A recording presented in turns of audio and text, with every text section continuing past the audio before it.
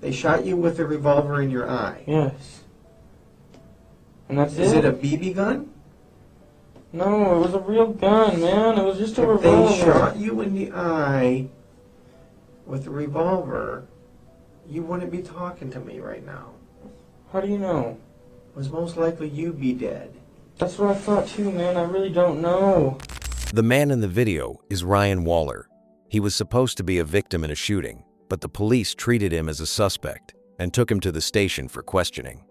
From the footage, the interrogation happened on December 26, 2006, a little after 5 a.m. Before that, Ryan had already been kept in the back of a police car at the scene for 4 hours.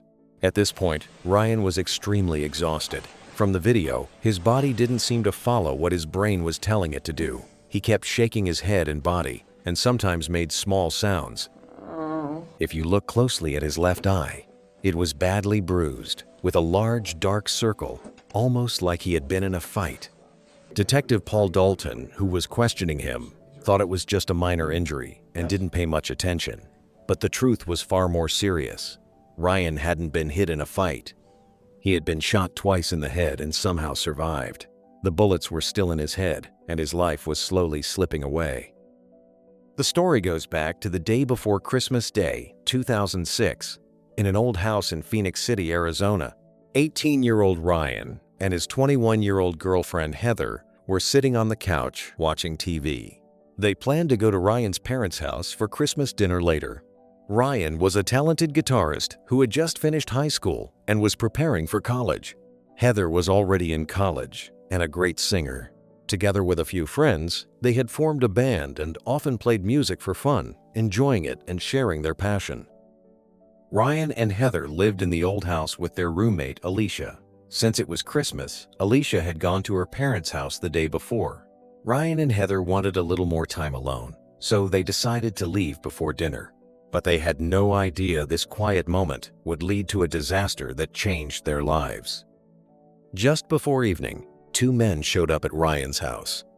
They were Richie Carver and Larry Carver, a father and son. They knew the house because Richie had lived there before as a tenant. Ryan and Heather moved in about a month and a half after Richie was evicted for not paying rent, and they didn't really know him. The father and son thought the house would be empty for Christmas, so they planned to sneak in and steal something valuable. Richie still had a key from when he lived there, so they could get in easily. That night, they tried to sneak in through the back door, but Ryan, who was inside, heard the noise and got up to check. When he opened the door, he recognized Richie. As soon as he saw they had guns, he quickly tried to close the door. Richie forced the door open and shot Ryan twice, and Ryan fell to the ground. At the same time, Larry went into the living room and shot Heather as she sat on the couch, killing her instantly. The father and son took Ryan's expensive guitar and some electronics from the house, then ran away. It was time for Christmas dinner, but Ryan and Heather hadn't shown up, and his parents started to worry. Ryan's father couldn't reach his son by phone, so he went over to their house to check. He knocked, and no one opened the door.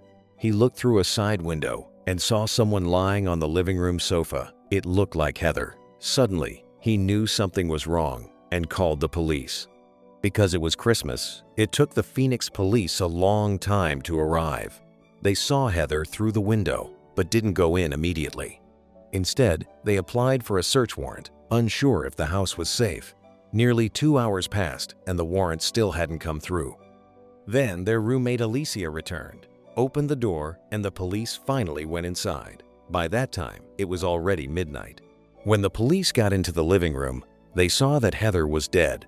Surprisingly, Ryan was still alive. He was walking back and forth in the house, talking to himself. The police noticed a serious bruise on his face and dried blood. They assumed there had been a violent fight between Ryan and Heather that led to her death and treated the case as a serious domestic violence incident. Ryan wasn't allowed to speak and was quickly pushed to the ground, breaking his chin in the process. He was handcuffed and put in the back of a police car, and the police didn't seem to realize how serious his injuries were. They spent about 4 hours at the scene verifying the situation, and Ryan waited in the car the whole time. By around 5 in the morning, they finished their work and took him to the Phoenix police station.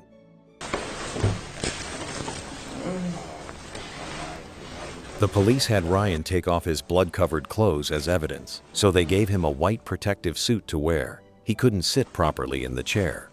Before the interrogation started, he waited in the room for about 10 minutes, leaning on the table. He didn't seem to understand why he was there.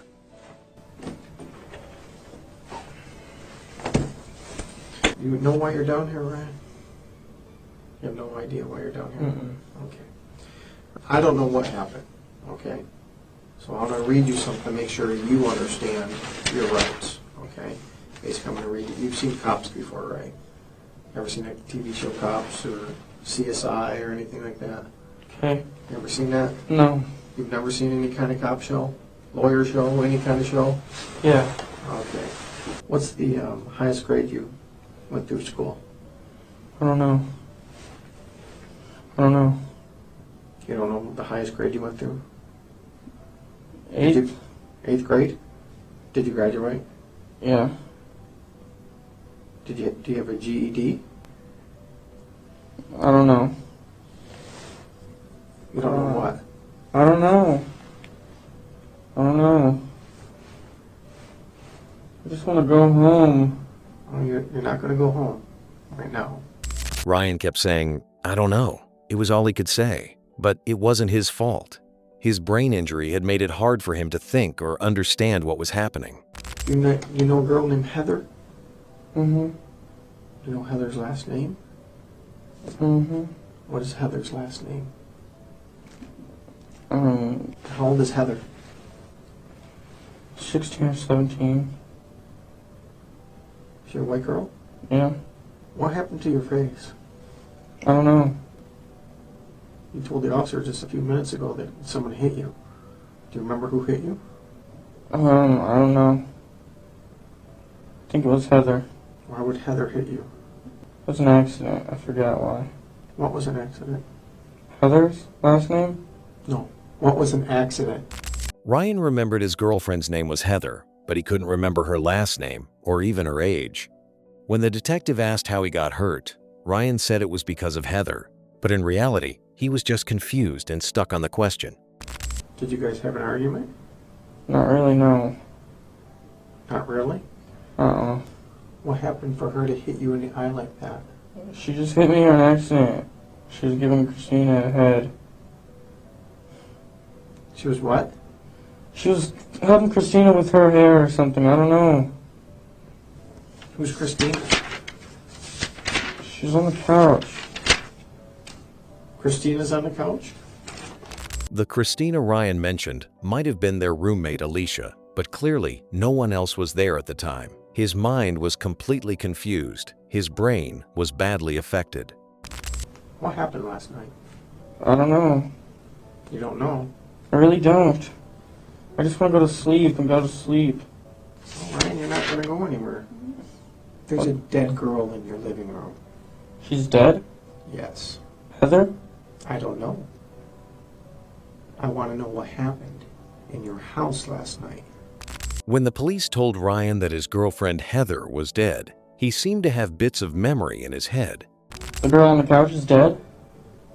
I don't know. If she's on the couch, she's dead. Well, these people came over, Richie and his dad, with shoot and arrow, bow and darts. You know what I'm talking about? Yeah. They hit me and her with those. That's it. And the Heather wasn't there. And Eric wasn't there. It was just me and Heather. You and Heather were there. And then what happened? And that's it. Richie and his dad tried to break in to the back. Richie and Dad? His dad? Mm-hmm. Who's Richie? I don't know. Well, you obviously know him. You know his name by He Richie. used to live there. Was he a roommate of yours? He used to be. And they hit you and they hit you? Yeah. Now it's Richie that hit you, not Heather? No, Richie and his dad. Richie and his dad. They hit you. Yes. Why? Because they're trying to get their stuff. I don't know why. And they had some kind of bow and arrows? Mm-hmm. They each had 2 revolvers and they didn't let off any shells. Okay, you just said they had bow and arrows. Now they have revolvers? That's what I meant. They had revolvers. They have revolvers. Yes. And then what happened? And then they shot us with those. They shot both of you? Yeah, Where'd they shoot you at? I got shot in the eye. You got shot in the eye I think so. with a revolver. I don't know, man. I don't know. Fuck. Then what happened? I don't know. You don't know a lot, Ryan. I don't, man. I really don't. Ryan started to remember more things. Even though he got some details wrong, most of what he said was true. He even remembered who the robbers were, which helped the investigation move faster. But Detective Paul Dalton still didn't believe him. Ryan, why don't you tell me what really happened there? Because I don't believe. I really don't know, man. I really don't. I don't know. I could tell you anything, I swear. I want you to tell me the truth. That's all I want from Richie you. and his dad came there. And I don't know why. I don't know why. You're saying they shot you in the eye. Okay? They shot you with a revolver in your eye. Yes. And that's Is it? it a BB gun? No, it was a real gun, man. It was just a If revolver. they shot you in the eye with a revolver, you wouldn't be talking to me right now. How do you know? It was most likely you'd be dead. That's what I thought too, man. I really don't know. If you were shot in the eye, you'd be dead. Detective Paul was relying on his experience to judge the case, but sometimes things don't go as expected. Sometimes there are miracles. Even Ryan didn't know how he was still alive. But to the police, that miracle only made things more confusing. What happened to Heather? I don't know, man. I really don't You're know. now saying Richie and his dad shot Heather. Mm-hmm. Is that true? Yes. And they shot her with a revolver. Yes. And why would they come on Christmas Day? I don't know. I really don't know. Really don't know. Did they break in or did you let them in? I let him in. And then what happened? And they started shooting up the house. With a gun? Mm-hmm. Okay, and then what happened? That's it. What happened to Heather? Heather got shot. Where did she get shot? Inside the face once. She got shot inside of the face? Mm-hmm. How close were you to her when she got shot in the face? It was after I got shot, so I didn't even hear anything. So you got shot first? Uh-huh. And what happened? Did you fall to the ground? Yeah, I was trying to get up and shit, and I couldn't. And then she got shot? Mm-hmm. And what did you do? Nothing. Did you call 911? Uh-uh. Did you see if she was alive? She was sleeping still, and that's it. I just let her sleep. She got shot in the side of the face and you let her sleep? Yes. This does not make sense, Ryan. I know, I didn't mean to, man. I'm sorry. I didn't know she was passing out. That's because I got shot wrong once, too, and I was gonna pass out. In that conversation, Ryan had almost explained everything that happened that night. By then, his condition was already critical, but the detective Paul Dalton still thought his story didn't make sense. It seemed like the answer he wanted was that Ryan had killed Heather. Ryan, you need to start telling me the truth because your story doesn't make sense. I'm trying, man. I don't know. Just ask me anything and I'll tell you the truth. Just ask me. Well, I'm trying to, and you're not even coming close to the truth. Ryan, look at me. Ryan, Yes. I don't know, man. I really don't why know. did you shoot Heather, Ryan? I didn't shoot Heather. She was already shot once by her brother, I swear. And you've been shot in the eye. Yes. That's it. Put your feet up on the table, please. My feet hurt, man. I don't know why. Get them off my table. Let me see your nose. Come on, put your legs down. Put your legs down. Bring your face closer. At 5:52 a.m., Detective Paul Dalton finally decided to take a close look at Ryan's injuries. By that time, it had been nearly 50 minutes since Ryan was brought into the interrogation room. Oh, my head hurts. Okay. Yeah, be right back. Detective Paul Dalton noticed Ryan's left eye and realized it looked like he had been shot. He immediately called an ambulance. I got the fire department coming to take a look at it. They're going to probably take you to the hospital. You taking me to the hospital? Yeah, we're going to take you to the hospital. Why? Well, if you've seen your face and the way you're doing things, it doesn't make sense right now, okay? We're just going to make sure you're okay. I just want to go back to bed, man. Well, that's the problem. If you have some kind of head injury, you shouldn't be sleeping, okay? Well, sit down, sit down, sit down. 10 minutes later, the ambulance arrived. Oh, no. After a quick check, they immediately Like put it went Ryan right in the through, huh? ambulance. Yeah. After arriving at the hospital, the shocking truth became clear. Ryan had been shot twice in the head. The first bullet entered through the right side of his nose, came out the left, and hit his left eye, leaving it badly damaged. 6 fragments of bone were driven into his head, and part of the bullet remained behind his left eye. The second bullet went through the top of his left ear and struck part of his skull, but didn't enter his brain. In total, his face and head had 4 obvious holes. When Ryan was first brought to the interrogation room, the police had already taken 43 photos of his head, many clearly showing the bullet damage.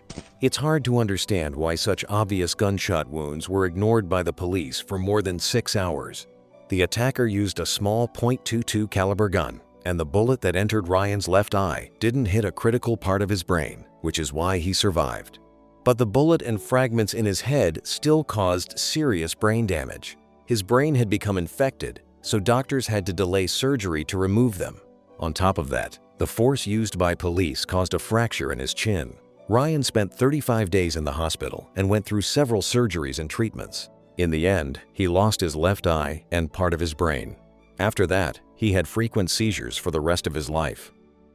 After a murder at a Phoenix home, police have made an arrest. Based on Ryan's information, the police quickly arrested Richie Carver. His father, Larry, had already escaped that night. At first, police thought Richie attacked Ryan because of a personal grudge, but later they realized the two barely knew each other. Richie had a criminal record, including domestic violence and robbery, and had already served 4 years in prison. In the end, it was just a robbery. He later admitted to it, and in June 2008, he was sentenced to life in prison for murder, assault, and other serious charges.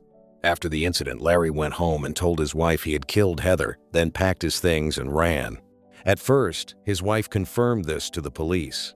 Richie also said his father was involved, so her statement became key evidence. After months of searching, police finally caught Larry in California in 2007, but then his wife withdrew her statement.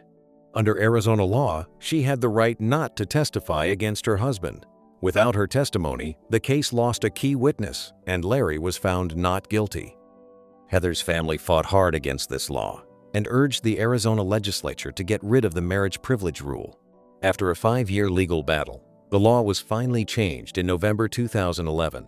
Under the new law, if a spouse voluntarily tells the police about their partner's role in a serious crime, they have to testify in court. In January 2013, Arizona authorities arrested Larry Carver and charged him with first-degree murder. He was also sentenced to life in prison without parole. The amended marriage privilege law became known as the Heather case. After everything Ryan went through, including police violence, unfair questioning, and delays in getting proper medical care, his family took legal action against the Phoenix Police Department. They sued the Phoenix Police Department and asked for $15 million in compensation. Under the U.S. Constitution, everyone in custody has the right to proper medical care. Denying or ignoring that care is a violation of their rights. Ryan's case was unusual. He couldn't call for help because of his brain injury. And at first, Officer Paul Dalton didn't realize he'd been shot. Once Ryan told him, the officer did take steps to get him medical care. The Phoenix Police Department argued that they hadn't broken any rules. Still, the 6-hour delay in care and the way the situation was handled clearly had a major impact on Ryan. Ryan's family had been preparing for the lawsuit for 4 years, but just a few weeks before the trial, the case was suddenly dismissed. A brain expert said that Ryan's injury and severe post-traumatic stress were unavoidable after he was shot, and the delay in treatment wouldn't have changed how serious his injuries were. Interestingly, the judge agreed and said that no matter how long the treatment was delayed, Ryan would have suffered the same damage, so the lawsuit was dismissed. Ryan's family believes that corruption in the prosecutor's office and the police influenced the decision. At the same time, Ryan's father consulted another brain expert who said that when the brain is bleeding and swollen, delays in treatment can have a major impact. While his family was still fighting for his rights, on January 20th, 2016, Ryan's father shared the shocking news that Ryan Waller had died. He was shopping in a supermarket when a sudden concussion made him fall and hit his head. Even though an ambulance arrived quickly, it was too late to save him. Ryan passed away at 28, leaving behind the smile that had carried him through so many hardships. Only he and his family truly knew the pain he endured in the 10 years after the incident. Ryan's father is still fighting for justice for his son in Arizona. He made Ryan's interrogation video public and continues to raise awareness through the media. Many people have also expressed their dissatisfaction with the Phoenix police. There are videos online of Detective Paul Dalton being interviewed, and the comments show strong public reaction. Ryan's family has filed another lawsuit and is now waiting for a new round of legal proceedings.